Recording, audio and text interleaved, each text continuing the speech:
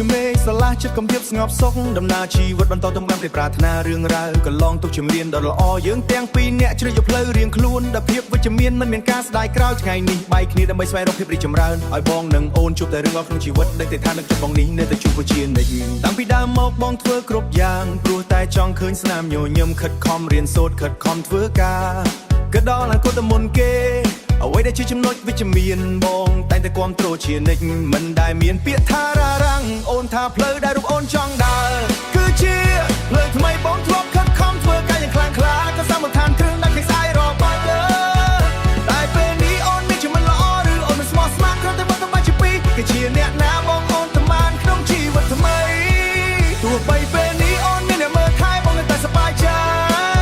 សូមឲ្យអ្នកថ្មីមើលទៅតាមដែលអូនបានជ្រើសរើស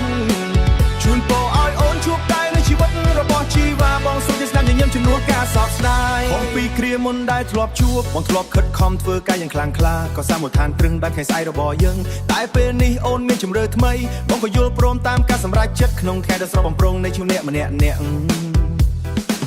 មានសិទ្ធិស្វែងរកសុភមង្គលរៀងខ្លួនមិនមែនមកពីបងមិនល្អឬអូនមិនស្មោះស្ម័គ្រគ្រាន់តែផ្លូវជីវិតត្រូវបំបែកជាពីរក៏ជាអ្នកណាបងនៅតែអបអរសាសូមឲ្យអ្នកថ្មីមើលថាអូនជោគជ័យដែលរូបអូនក្តីសង្ឃឹមដែលអូនបានជ្រើសថ្មីទោះបីពេលនេះលើថ្មីបងធ្លាប់ខិតខំធ្វើការយ៉ាងខ្លាំងក្លាក៏សមដ្ឋានគ្រឿងដែលគេស្អែករកបានលើតែពេលនេះអូនមានជាមិនល្អឬអូនមិនស្មោះស្ម័គ្រគ្រាន់តែមកទៅបែកជាពីរក៏ជាអ្នកណាបងអូនតាមបានក្នុងជីវិតថ្មីគេជាអ្នកណាបងនៅតែអបអរសាអូននៅជោគជ័យជោគជ័យដែលអូនទៅបានក្នុងបានជ្រើសថ្មីទោះបីពេលនេះអូនមានអ្នកមើលថែបងនៅតែសប្បាយចិត្តឃើញអូនមានក្តីសុខសូមឲ្យអ្នកថ្មីមើលថែអូនឲ្យបានល្អឲ្យសមនឹងក្តីសង្ឃឹមដែលអូនបានជ្រើសរើសលើកជូនពរឲ្យអូនបានក្តីសុខរស់ក្នុងភាពត្រឹមរស់ក្នុងសេចក្តីថ្នូររៀនរស់ធ្វើជាមនុស្សដែលរឹងមាំបន្តដើរទៅមុខដោយភាពជឿជាក់លើខ្លួនឯងបន្តដើរទៅមុខដោយភាពជឿជាក់លើខ្លួនឯងពាក្យចុងក្រោយដែលបងចង់ប្រាប់ជួបតែភាពរីកចម្រើនដំណើរជីវិតថ្មីនៅនាំអូនទៅរកក្តីសុខពិតប្រាកដ